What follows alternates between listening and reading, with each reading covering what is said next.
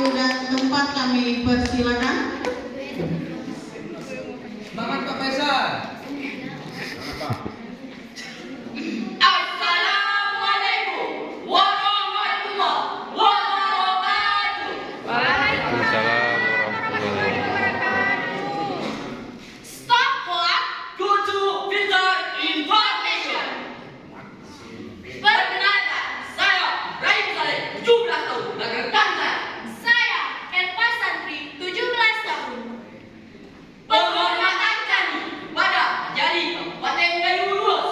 Penghormatan kami kepada Kepala Dinas Cabang Kabupaten Gayo Luas. Penghormatan kami kepada Kepala Dinas Pendidikan Gayo Luas. Kami Duta Pelajar Sadar Hukum SMA Negeri 1 Terangun.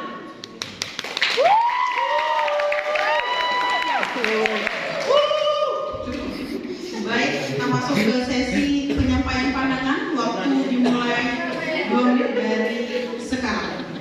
Kesadaran seseorang atau suatu masyarakat terhadap aturan-aturan atau hukum yang berlaku merupakan definisi dari kesadaran hukum.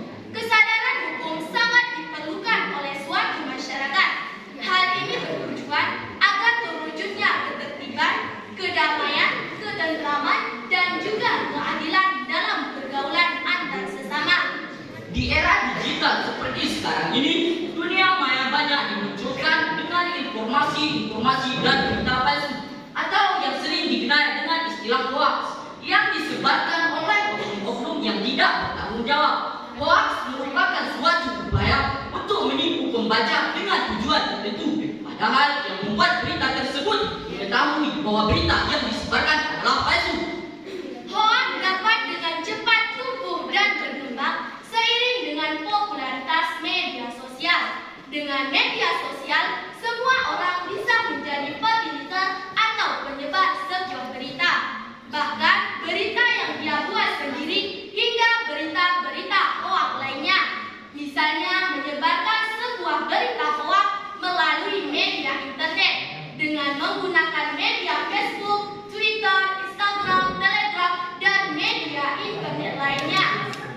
Oleh karena itu, kita selaku generasi milenial hendaknya menjadi role model atau contoh bagi masyarakat untuk tidak mudah percaya dengan berita yang muncul tanpa rasa tanggung jawab dari pelakunya. Baik, tepuk tangan dulu untuk ya kan?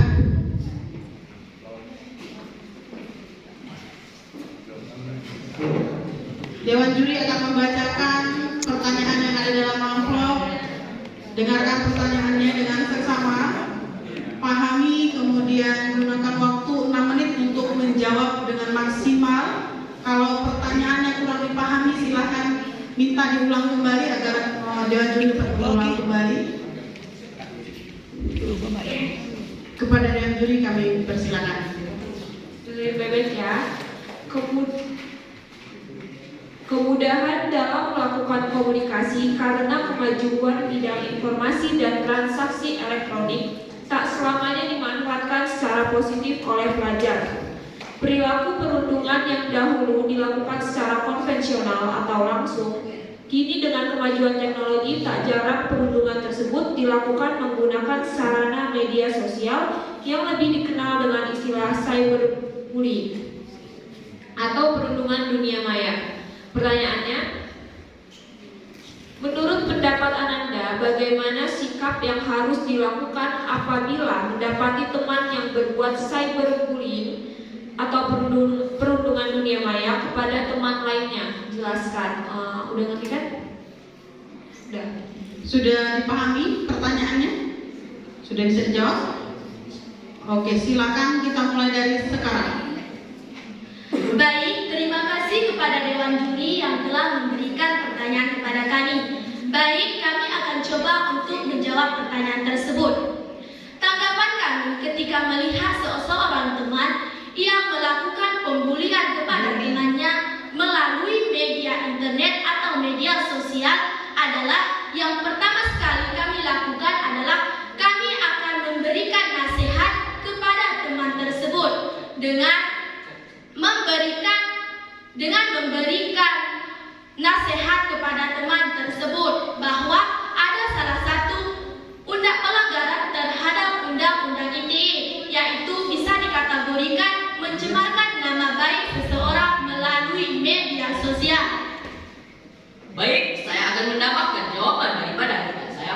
Seperti yang dikatakan oleh teman saya, bahwa yang dilakukan pembulian di antara mahasiswa itu termasuk dalam pelanggaran Undang-Undang ITE yang bagaimana kita mencemarkan nama baik seseorang melalui media sosial, sehingga terjadi pembulian bukan dari hanya kita, karena seseorang terobsesi untuk membuli seseorang tersebut karena sudah disebarkan melalui media sosial.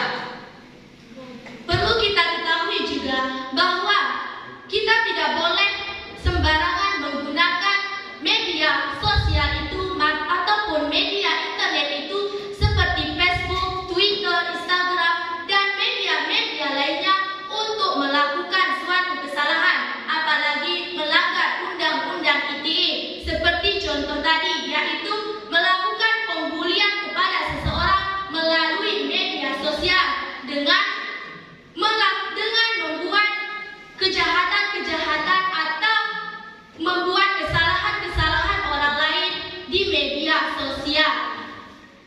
Dan perlu kita ketahui, jikalau kita berbicara tentang pencemaran nama baik, itu termasuk dalam pelanggaran Undang-Undang ITE, dan bahwa Undang-Undang ITE itu bukan hanya pencemaran nama baik, namun Undang-Undang ITE juga ada seperti pencemaran nama baik, penyebaran video asusila, penyebaran berita hoax, yang bagaimana kita ketahui, jikalau kita menyebarkan berita hoax, maka kita melanggar Undang-Undang ITE yang bagaimana dikatakan di dalam pasal 28 ayat 1, barang siapa yang menyebarkan berita hoax atau palsu tanpa ada hak, maka orang tersebut akan dipidana 6 tahun penjara dan akan didenda sebesar 1 miliar rupiah.